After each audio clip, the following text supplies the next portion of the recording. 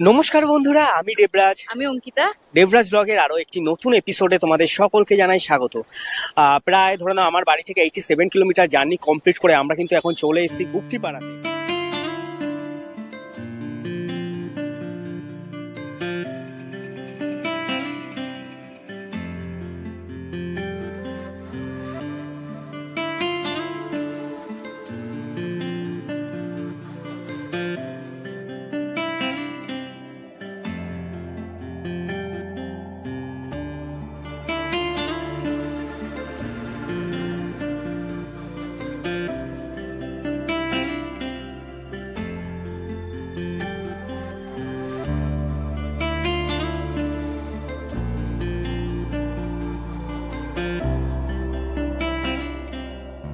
আর আমার পেছনে যে রিভারটা দেখতে পাচ্ছ এটি হচ্ছে হুগলি রিভার। আর এই হুগলি রিভার ক্রস করে তুমি যদি ওপারে চলে যাও, পেছনটায় দেখতে পাচ্ছ ওপারটায় যদি যাও, ওপারে রয়েছে শান্তিপুর। আর তোমাদের যদি জায়গাটা দেখাই, এই যে দেখতে পাচ্ছ পেছনে রয়েছে গুপ্তিপাড়া মহাশ্মশান। আর এখানে যে শান্তিপুর যাওয়ার জন্য যে ভেসেলগুলো আছে, এই যে দেখতে পাচ্ছ এটাই করে করা হয়। সামনে যেটা আছে সেটা দেখতে পাচ্ছ এটাই করে করা হয় হচ্ছে তোমার গাড়ি পারাপার। আর ওই অপোজিট সাইডে দেখতে পাচ্ছ যে একটা তোমার ব্রিজ টাইপের রয়েছে, ব্রিজ টাইপের, ওটা দিয়ে কিন্তু করা হয় মানুষ পারাপার। তো সত্যি কথা বলতে গুপ্তিপাড়া যে আমরা ডাইরেক্ট এসছি, এইভাবে কিন্তু ভিডিওটা শুরু করলে ভালো লাগবে না। তো চলো তোমাদের রুটটা সম্পর্কে একটু পরিচিত করিয়ে দিই। Good morning from Madhyamgram. দেখতে পাচ্ছ আমরা এখন আছি হচ্ছে মধ্যমগ্রাম যে স্টেশন রোডটা আছে, অ্যাকচুয়ালি স্টেশন রোড, হ্যাঁ স্টেশন রোড বললেও চলে অথবা সোদপুর রোড বললেও চলে। আর এই যে হচ্ছে রবিবার সকালের মধ্যমগ্রামের স্টেশন রোডের অবস্থা। ঘড়ির কাঁটা বলছে এখন সময় 10টা 10।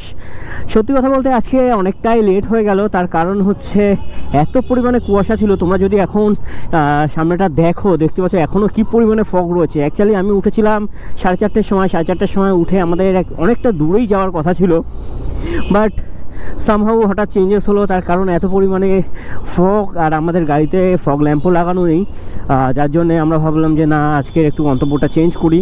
তারপর আমি উঠলাম 6টায় উঠেও দেখি প্রচুর পরিমাণে কুয়াশা, কিচ্ছু দেখা যাচ্ছে না। মানে আমার বাড়ি থেকে হয়তো 100 মিটার দূরে একটা ল্যাম্পপোস্টের আলো আমি দেখতে পাচ্ছি না, এত পরিমাণে কুয়াশা। তো তারপর বেশ কিছুক্ষণ একটু ল্যাদ খেয়ে নিলাম। ল্যাদ খাওয়ার পরে উঠলাম 8টার সময় উঠে মোটামুটি স্নান করে রেডি হতে বেশ অনেকটা সময় কেটে গেল। কাটার পরে আমি 9:30 নাগাদ বাড়ি থেকে রওনা হয়ে এসেছিলাম অঙ্কিতাদের বাড়িতে। আর অঙ্কিতাদের বাড়ি এসে ম্যাডামকে তুলে নিয়ে এই জাস্ট বেরোলাম। আর এটা হচ্ছে সোদপুর রোড বা মধ্যমগ্রাম স্টেশন রোড যেটা আছে সেটার ওভারব্রিজটা। এখন আমরা ওভারব্রিজের ওপরে আছি। সামনেটা দেখতে পাচ্ছি এখন পুরো সাদা হয়ে রয়েছে। তো চলো আজকে জার্নিটাকে এনজয় করতে থাকো, আশা করি তোমাদের সকলেরই ভালো লাগবে। আর তোমাদের একটা কথা বলবো, তোমরা ভিডিওস দেখছো কিন্তু সবাই, কিন্তু কেউ লাইক করছো না, কমেন্টস করছো না। বন্ধু লাইক কমেন্টস করো, তার কারণ লাইক কমেন্টস করলে সাধারণভাবে আমরাও একটু মোটিভেট হই। আর এদিকে দেখতে পাচ্ছ ভাই বেরিয়ে গেছে বাড়ি, সত্যি কথা বলতে ঠান্ডা লাগে না। আর পেছনে দেখতে পাচ্ছ নো গার্লসের একটা সিম্বল লাগিয়েছে। ভাই বিয়ে হলে কিন্তু টের পাবি, এই নো গার্লস হাড়ে টের পেয়ে যাবি। ফাইনালি বন্ধুরা তোমরা দেখতে পাচ্ছ আমরা এখন উঠে গেছি কল্যাণী এক্সপ্রেস হাইওয়েতে। কল্যাণী এক্সপ্রেস হাইওয়েতে। আর কল্যাণী এক্সপ্রেস হাইওয়ে ধরে এখন আমরা বেশ কিছুটা জার্নি করব। তো চলো তোমরা জার্নিটাকে এনজয় করতে থাকো। সত্যি কথা বলতে আজকে হয়তো খুব বেশি জোরে রাইড করতে পারবো না, তার কারণ যে পরিমাণে ফগ রয়েছে দেখতে পাচ্ছ তোমরা হয়তো। এই ফগে কিন্তু সেভাবে বাইক রাইড করা যাবে না। আর সেভাবে বলতে আমি বাইক রাইড করবো না, তার কারণ হচ্ছে খুব বেশি হলে আজকে 50-60 স্পিডই মেনটেন করার চেষ্টা করব। কারণ আমাদের গন্তব্য আজকে খুব বেশি দূরে নয়, গন্তব্য অঙ্কিতাদের বাড়ি থেকে বেসিক্যালি 80 কিলোমিটার ডিস্টেন্স ছিল। তো চলো আস্তে আস্তে আমরা এগিয়ে যাই। আর এদিকে দেখতে পাচ্ছ সাইনবোর্ডে নাটাকার হচ্ছে 2 কিলোমিটার, ব্যারাকপুর 7 কিলোমিটার এবং মহিষপোতা হচ্ছে 0.5 কিলোমিটার। আর তোমাদের একটা জিনিস দেখাই, এই যে দেখতে পাচ্ছ এই যে বিলটার সামনে কিছু একটা নাম আছে। এই বিলটা কিন্তু প্রচুর পরিমাণে সকালবেলা পরিযায়ী পাখি আছে। এখনও দেখতে পাচ্ছ প্রচুর পরিমাণে পাখি দেখা যাচ্ছে। আমি জানি না গোপ্রো কতটা দেখাতে পারছে, তার কারণ গোপ্রো তো জানো এমনি কানা, আর কুয়াশাতে আরও বেশি কানা হয়ে যায়। আর এখানে কিন্তু প্রচুর পরিমাণে ওয়াইল্ড লাইফ ফটোগ্রাফার যারা আছে তাদের কিন্তু সমাগম ঘটে। আজকে আমরা যখন বাড়ি থেকে বেরিয়েছিলাম আমার গাড়িতে কিন্তু খিদে পেয়ে গেছিলো, আর আমি অঙ্কিতাকে বলেছিলাম অঙ্কিতা আমাকে একটু মনে করাচ্ছো তেল ভরতে হবে, মানে যেটা আছে এপিসি কলেজ আছে মধ্যমগ্রাম এপিসি কলেজের ওখান থেকে তেল ভরে নেবো। অঙ্কিতা ম্যাডাম কাছে আজকে তেল ভরতে মানে তেল ভরার কথা বলতে ভুলে যাওয়ার পরে এই দেখতে পাচ্ছ এখন আমি যখন কল্যাণী এক্সপ্রেস হাইওয়েতে উঠে গেছি, উঠে যাওয়ার পরে দেখি রীতিমতো কী হলো ব্যাপারটা, গাড়ি হালকা যেন পেছন দিকে টানলো, আর টানার পর দেখি ওই অবস্থা। তো চলো এখান থেকে ভরে নিই তেল। ফাইনালি দুপুরিয়া পেট্রোল পাম্প থেকে আমরা নিয়ে নিলাম তেল নিয়ে এখন আমরা আবারও উঠে গেছি কল্যাণী এক্সপ্রেস হাইওয়েতে। আর এই যে হচ্ছে দুবারিয়ার পরিবেশটা, আর আমরা যে পেট্রোল পাম্প থেকে তেল দেখালাম যেটা, সেটা হচ্ছে এই যে পেট্রোল পাম্পটা। আমরা অ্যাকচুয়ালি অফসাইড থেকে গেছি, যাই হোক তেলটা যে পেয়েছি এটাই হচ্ছে সবচেয়ে বড় কথা। তার কারণ ন্যাচারালি হাইওয়ের উপরে কিন্তু তেমন পেট্রোল পাম্প নেই, মানে হাইওয়ের ভেতরে পেট্রোল পাম্প নেই, অনেকটা ঘুরে এসে তারপর তেলটা নিতে হবে। এই যে দেখতে পাচ্ছ সামনে আরও একটা পেট্রোল পাম্প রয়েছে, এইচপি পেট্রোল পাম্প, কিন্তু এখান থেকে তোমার ডাইরেক্ট নেমে কোনো কাটিং নেই যে তুমি সাইড দিয়ে গিয়ে তেলটা নিয়ে আসবে। ঘড়ির কাঁটা বলছে এখন সময় 10:34, আর আমরা কিন্তু এখন এসে গেছি ব্যারাকপুরে। দেখতে পাচ্ছ এখান থেকে ব্যারাকপুর যে স্টেশন আছে, মানে আমরা যে তোমার কল্যাণী এক্সপ্রেস হাইওয়ে যে ব্রিজটাতে উঠছি, ব্রিজটার নিচ থেকে ব্যারাকপুর হচ্ছে তোমার 3 কিলোমিটার, আর আমরা এগিয়ে যাব কল্যাণীর দিকে।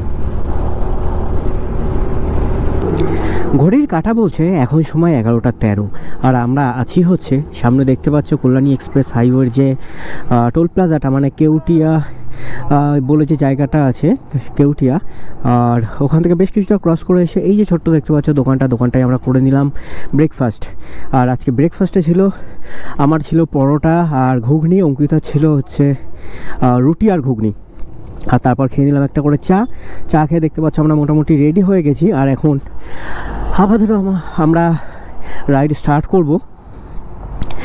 তো চলো বন্ধুরা, তোমরা এনজয় করতে থাকো, আশা করি তোমাদের ব্লগটা ভালো লাগবে। আর সত্যি কথা বলতে কল্যাণী এক্সপ্রেস হাইওয়ের রাস্তাটা না জাস্ট ওয়াও হয়ে গেছে। কিছু কিছু জায়গায় এখনও ছোটো ছোটো ডাইভারশান আছে, ডাইভারশান থাকলেও কিন্তু রাস্তা নিয়ে কোনো কথা হবে না।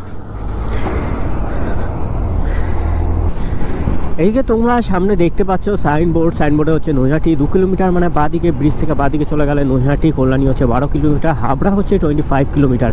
আর কল্যাণীতে কিন্তু রয়েছে নৈহাটিতে কিন্তু রয়েছে বড় মায়ের মন্দির। আমরা কিন্তু বড় মায়ের মন্দিরে বহুবার যাব করে সত্যি কথা বলতে যাওয়া হয়ে ওঠেনি, আর হয়তো মা এখনও ডাকেনি বলে মায়ের মন্দিরে যাওয়া হয়ে ওঠেনি, মায়ের দর্শন করে উঠতে পারিনি। অবশ্যই মা যেদিন আমাদের ডাকবে সেদিন অবশ্যই আমরা যাব, গিয়ে মায়ের মন্দিরে গিয়ে মাকে পুজো দিয়ে আসবো এবং মাকে দর্শন করে আসবো। আর সেই ভিডিও কিন্তু আমাদের এই ইউটিউব চ্যানেলে অবশ্যই আসবে। তোমরা এখন দেখতে পাচ্ছ এটা হচ্ছে কল্যাণী এক্সপ্রেস হাইওয়ের বর্তমান কন্ডিশন। রয়েছে কাঁচাপাড়া ক্রস করে এসে রয়েছে ছোট্ট একটা ডাইভারশান থেকে অ্যাকচুয়ালি উপর দিয়ে যে রাস্তাটা বেরিয়ে যাচ্ছে জাগুলির দিকটা, সেদিকটায় অ্যাকচুয়ালি কাজ চলছে, কাজ চলার জন্য রাস্তাটা বন্ধ রয়েছে। আশা করছি হয়তো খুব শীঘ্রই রাস্তাটা খুলে যাবে। ঘড়ির কাঁটা বলছে এখন সময় 11:37, আর আমরা এখন যে জায়গাটায় আছি এটা হচ্ছে ঈশ্বরগুপ্ত সেতু, আর পাশে দেখতে পাচ্ছ চলছে কল্যাণী এক্সপ্রেস হাইওয়ের কাজ জোর কদমে। আর বর্তমানে সেতুটার কন্ডিশনটা দেখতে পাচ্ছ ঈশ্বরগুপ্ত সেতুর। বড় গাড়ি সেভাবে এখানে, মানে বড় যে মালবাহী গাড়িগুলো আছে, বড় মালবাহী গাড়িগুলো কিন্তু বর্তমানে এখান দিয়ে চলাচল বন্ধ আছে। ছোটোখাটো যেগুলো আছে যেমন ছোটো 107 বলো, বুলেরো, পিক আপ বলো, এই সমস্ত যে গাড়িগুলো আছে এই গাড়িগুলো এখন বর্তমানে এখান দিয়ে যাতায়াত করতে পারছে টোলের বিনিময়ে।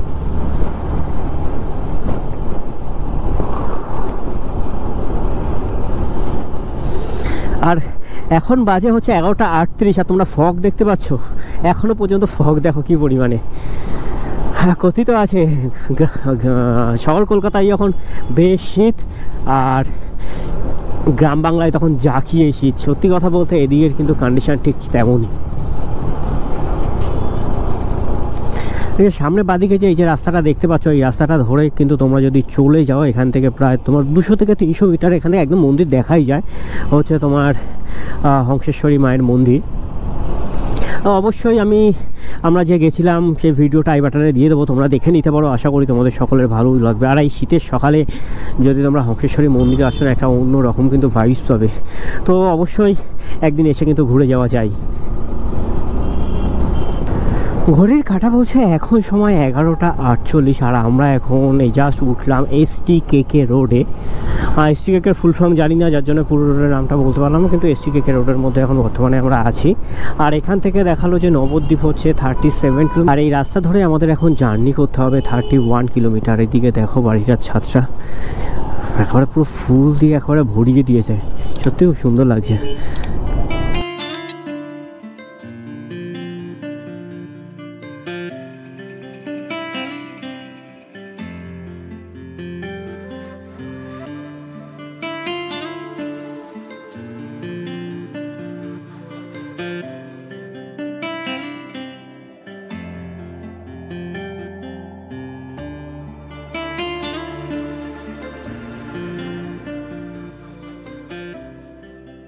আর এই জিরাটটা ক্রস করার পরে দু সাইডে এত সুন্দর গ্রিনারি, এত সুন্দর গ্রিনারি আর এত সুন্দর দেখতে লাগছে দু সাইডটায়, মানে এক কথায় অসাধারণ।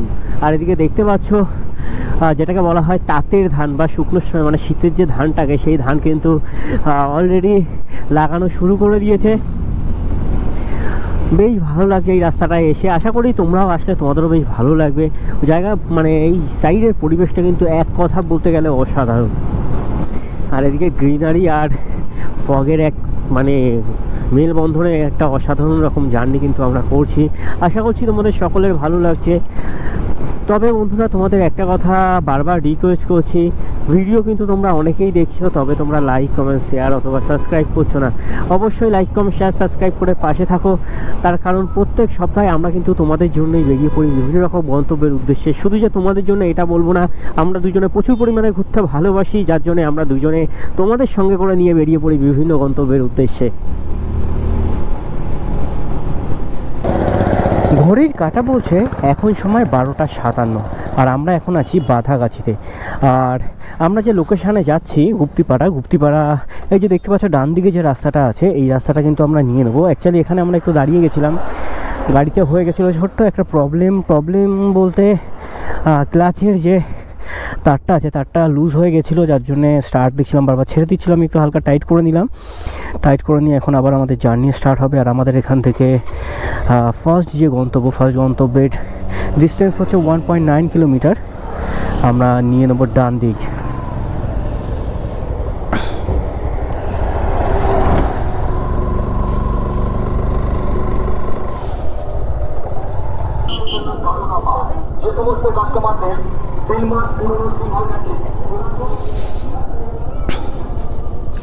আর এখানে দেখতে পাচ্ছ বাদাগাছিতে রয়েছে একটা খুব সুন্দর একখানা মন্দির, অনেকটা প্রায় তুমি যদি দেখো যে মায়াপুর ইস্কনের যে বড় মন্দিরটা আছে সেই মন্দিরটার আদলে।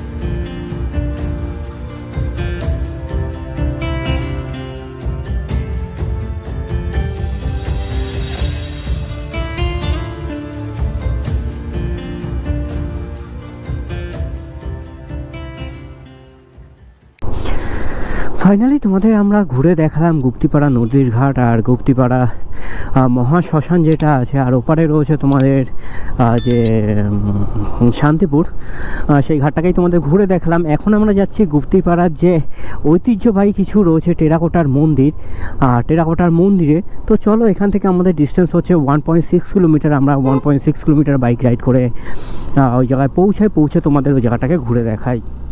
বন্ধুরা আমরা এই রাস্তা ধরে যাচ্ছিলাম হচ্ছে বৃন্দাবন চন্দ্র মন্দিরে। আর বৃন্দাবন চন্দ্র মন্দিরে যেতে গিয়ে হঠাৎ করে আমার এই মাঠের পাশের এই জোড়া মন্দিরটির দিকে চোখ পড়লো। চোখ পড়ার পরেই আমি ওখানকার এলাকার মানুষের কাছে জিজ্ঞাসা করলাম, জিজ্ঞাসা করে জানতে পারলাম এই মন্দিরটি প্রতিষ্ঠিতা করেছিলেন মদন সেন। আর এটি হচ্ছে জোড়া শিব মন্দির। আর জোড়া শিব মন্দিরের পাশেই দেখতে পাচ্ছ রয়েছে একটি পুরানো বাড়ি। আর বাড়ির যদি তুমি দেয়ালে চোখ রাখো তাহলে দেখতে পাবে শ্রী কীর্তিচন্দ্র সেনের একটি কিন্তু নেম প্লেট লাগানো রয়েছে। আর এই নেম প্লেট দেখেই হঠাৎ করে আমার মনে পড়ে গেল, হ্যাঁ এখানে কিন্তু কীর্তিচন্দ্র সেনের সেই সেন বাড়ির দুর্গাপুজোর কথা। তাই ভাবলাম যাই ভেতরে গিয়ে একটু সেই পূজা মণ্ডপটিকে দর্শন করে আসি। আর এখন আমরা প্রবেশ করছি সেই সেন বাড়ির পূজা মণ্ডপটির ভেতরে।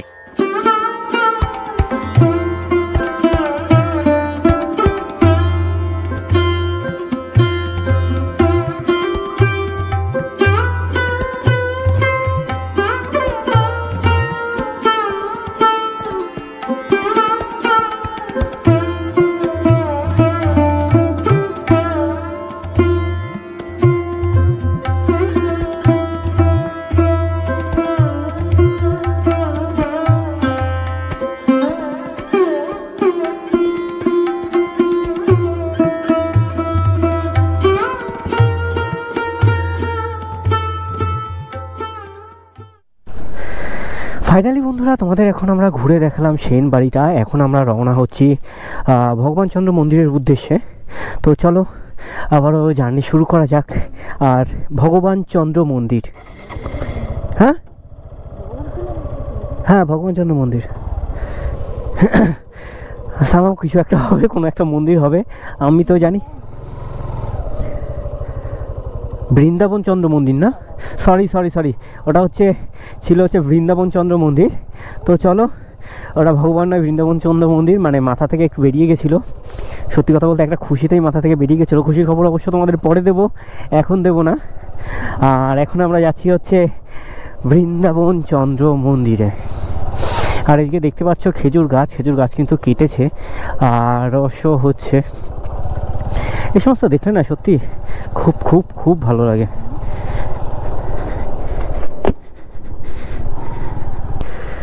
বন্ধুরা আমরা যাচ্ছিলাম ভগবান চন্দ্র মন্দিরে, বৃন্দাবন চন্দ্র মন্দির। আর বৃন্দাবন চন্দ্র মন্দিরে যেতে গিয়ে আমরা কিন্তু রাস্তার মধ্যে পেয়ে গেছি হচ্ছে দেশকালী মন্দির। আর এই হচ্ছে দেশকালী মন্দিরের চারিদিকের পরিবেশটা তোমরা দেখতে পাচ্ছ। আর এখন বর্তমানে মন্দিরটি বন্ধ রয়েছে। আর এই যে হচ্ছে মন্দিরটি। সত্যি কথা বললে তোমরা যদি এই গুপ্তিপাড়া আসো, গুপ্তিপাড়া আসলে যে নিরাশ হবে এমন কিন্তু নয়। আমাদের এই গুপ্তিপাড়ার মধ্যে ছড়িয়ে রয়েছে অজস্র ঐতিহ্যবাহী প্রচুর মন্দির আর প্রচুর মানে কি বলে স্থাপত্য। তোমাদের যদি দেখাই, এই যে দেখতে পাচ্ছ দেশকালী মন্দির, দেশকালী মন্দিরের পাশেই কিন্তু রয়েছে যে গুপ্তিপাড়া জমিদার বাড়ি, যেটা ছিল গুপ্তিপাড়া জমিদার বাড়ির একটা অংশ। এখানে কিন্তু স্থানীয় কিছু মানুষ বসবাস করে। আর এই যে দেখতে পাচ্ছ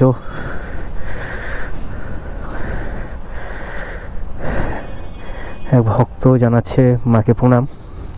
তো চলো আমরা দেশকালী মন্দিরটা ঘুরে নিলাম। দেশকালী মন্দিরটা ঘুরে নিয়ে এখন আমরা চলে যাব হচ্ছে ভগবান চন্দ্র মন্দির, বৃন্দাবন চন্দ্র মন্দিরে। আর এই মন্দির প্রাঙ্গণের মধ্যেই কিন্তু রয়েছে এখানে একটি শিব মন্দির। এখানে দেখতে পাচ্ছ রয়েছে শিবলিঙ্গ। মহাদেবকে সত্যি কথা বলতে যে শীতকাল বলে চাদর দিয়ে ঢেকে রাখা হয়েছে। আর এটা হচ্ছে আমাদের অঙ্কিতা ম্যাডাম। আর এই দেশকালী মন্দিরের ভেতরে যে অশ্বত্থ গাছ বা বট গাছটা আছে, বট গাছটার নিচে কিন্তু রয়েছে প্রচুর পরিমাণে রাধাকৃষ্ণর মূর্তি। ফাইনালি বন্ধুরা আমরা দেশকালী মন্দির দর্শন করে বেরোলাম। দেশকালী মন্দির দর্শন করে বেরিয়ে এই যে সামনে যে ত্রিভুজ আকৃতি যে এটা দেখতে পাচ্ছ, এটা হচ্ছে তোমার যে গুপ্তিপাড়ার যে রথটা আছে, এটা কিন্তু সেই রথটা। তো চলো তোমাদের রথের পাশ থেকে একবার ঘুরিয়ে নিয়ে আসি। আর এই গুপ্তিপাড়ার রথ কিন্তু মানে ঐতিহ্যবাহী একটা রথযাত্রা। এই রথকে কেন্দ্র করে কিন্তু এখানে ভান্ডারা হয়। অ্যাকচুয়ালি এগুলো আমার মানে এই যে জিনিসগুলো যে ভান্ডারা হয় যে জিনিসগুলো, এগুলো কিন্তু আমি জাস্ট ইন্টারনেট থেকে কালেক্ট করেছি। আর এই যে দেখতে পাচ্ছ এই যে হচ্ছে রথটাকে ঢাকা রয়েছে এখানে।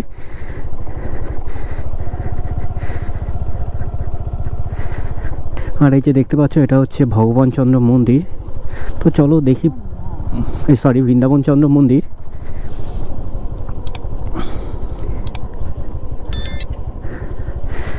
এই যে দেখতে পাচ্ছ এটা হচ্ছে নিদর্শনটি পুত্রদত্ত আইন। আচ্ছা আচ্ছা, অ্যাকচুয়ালি এই মন্দিরটি আর্কিওলজিক্যাল সার্ভে অফ ইন্ডিয়ার তত্ত্বাবধানে রয়েছে। জানি না ভেতরে ভিডিও করতে দেবে কি না, তবে আমরা যাই, গিয়ে দেখি। ফাইনালি বন্ধুরা তোমরা দেখতে পাচ্ছ আমরা এখন এসে পৌঁছেছি বৃন্দাবন চন্দ্র মন্দিরে। আর এই যে হচ্ছে মন্দিরের মূল ফটক দিয়ে এখন আমরা প্রবেশ করছি মন্দিরের ভেতরে। আর মন্দিরের ভেতরে প্রবেশ করতে তোমার বাদিকে রয়েছে হচ্ছে গরুর গোয়াল।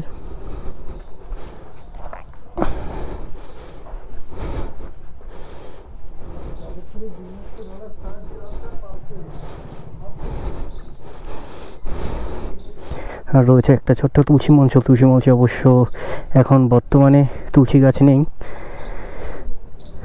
আর এই হচ্ছে বৃন্দাবন চন্দ্র মন্দিরের গেট। এখন আমরা এই গেট দিয়ে বৃন্দাবন চন্দ্র মন্দিরে প্রবেশ করব।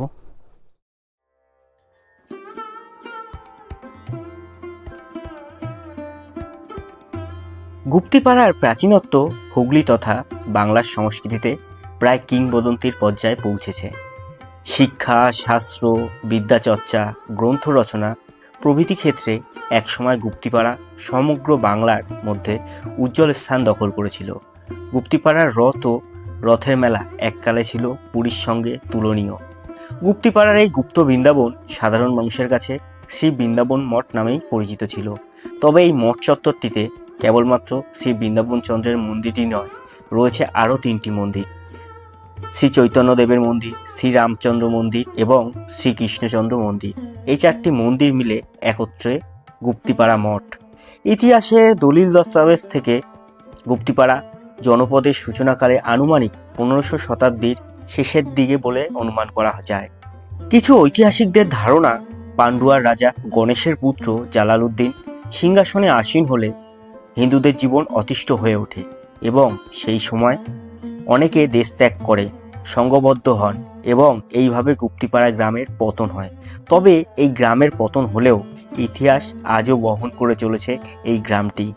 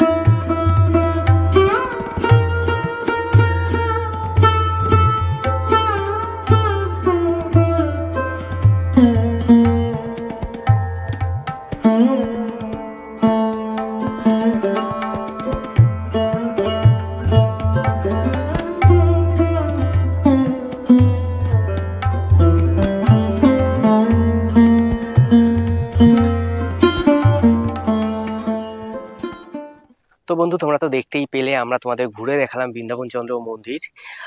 তো চলো আজকের ভিডিওটা এখানেই শেষ করছি। দেখা হচ্ছে পরবর্তী ব্লগে। ততক্ষণ ভালো থেকো, সুস্থ থেকো। আর আমাদের ব্লগটা ভালো লেগে থাকলে অবশ্যই লাইক, কমেন্ট, শেয়ার, সাবস্ক্রাইব করে পাশে থেকো। আর প্রত্যেক সপ্তাহে কিন্তু ঠিক এমনই নতুন নতুন ভিডিও আমাদের চ্যানেলে আসতে থাকে। ততক্ষণের জন্য টাটা। অঙ্কিতা ম্যাডাম কিছু বলবেন আজকে? আজকে আমি কি বলবো? কেন, কিছু বলার নেই? তো চলো টাটা।